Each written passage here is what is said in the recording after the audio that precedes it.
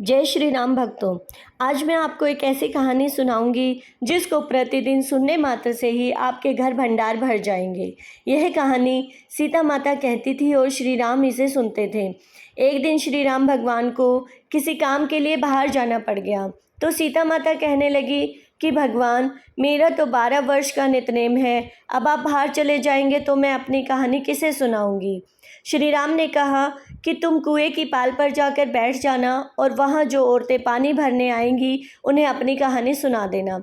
सीता माता कुएं की पाल पर जाकर बैठ जाती हैं। तभी एक स्त्री वहाँ पे पानी भरने आती है। उसने रेशम जड़ी की साड़ी पहन रखी होती है और सोने का घड़ा ले रखा होता है। सीता माता उसे देखकर कहती है कि बहन, मेरा 12 वर्ष का नितनेम सुन लो। वह बोली कि मैं तुम्हारा नितनेम सुनूंगी तो मुझे घर जाने में देर हो जाएगी और मेरी सास मुझसे लड़ेगी। उसने कहानी नहीं सुनी और चली गई। उसकी रेशम जरी की साड़ी फट गई, सोने का घड़ा मिट्टी के घड़े में बदल गया। सास ने देखा तो पूछा कि ये किसका दोष अपने सिर लेकर आ गई है।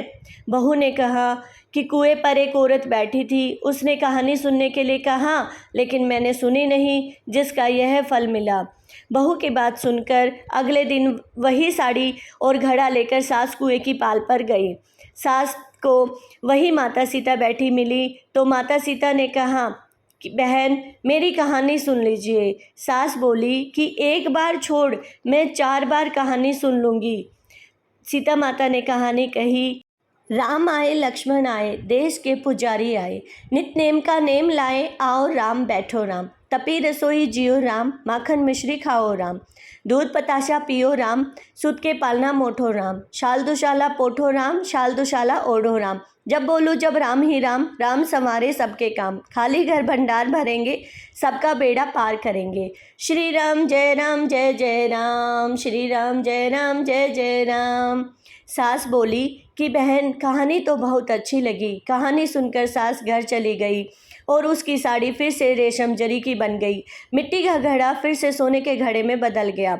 बहू कहने लगी, सासू माँ, आपने ये सब कैसे किया। सास ने कहा कि बहू, तू दोष लगा के आई थी और मैं अब दोष उतार कर आ रही हूँ। बहू ने फिर पूछा कि वह कुएं वाली स्त्री कौन है। सास बोली कि वे सीता माता थी, पुराने से नया कर देती हैं, खाली घर में भंडार भर देती हैं, वह लक्ष्मी जी का वास कर देती हैं, आदमी की जो भी इच्छा हो उसे पूरा कर देती हैं। बहू बोली कि ऐसी कहानी मुझे भी सुना दो। सास बोली कि ठीक है, तुम भी सुनो, और सास ने कहानी शुरू की। राम आए लक्ष्मण आए, देश के पुजारी आए, नित नेम का नेम लाए, आओ राम बैठो राम।